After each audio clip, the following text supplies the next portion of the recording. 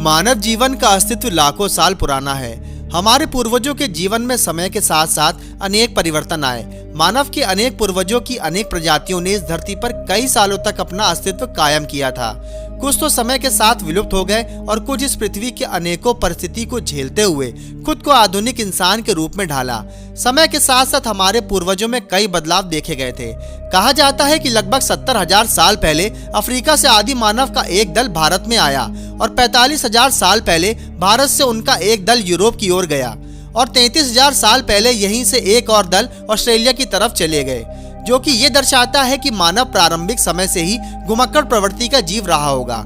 यानी कि वो भोजन और संसाधनों और मौसम के बदलाव के कारण वो लोग हमेशा से ही एक जगह से दूसरी जगह भटकते रहते होंगे। लेकिन वक्त के साथ साथ उन लोगों के रहने और चलने फिरने की तकनीक में ढेर सारा बदलाव आना शुरू हुआ।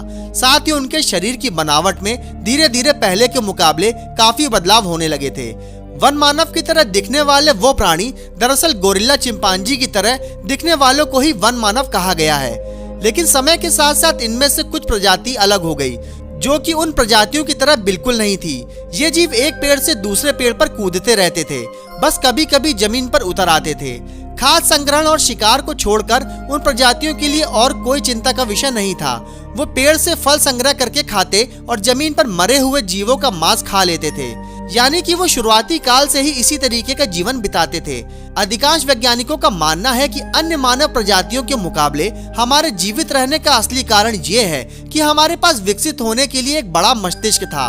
इसीलिए हमें बहुत सारे संसाधनों की समझ विकसित हुई और इसीलिए बहुत सारे क्षेत्रों पर हमारी प्रजातियों ने अन्य जीवों के मुकाबले इस धरती के अधिकांश क्षेत्र पर राज कायम किया होगा। वो समय के साथ साथ और भी विकसित होते गए। होमो सेपियंस की जनसंख्या में जबरदस्त वृद्धि होने लगी थी और बाकी प्रजातियों के क्षेत्र के लिए प्रतिस्पर्धा बहुत कठिन रही होगी और अंत में होमो सेपियंस ने बाजी मार ली थी।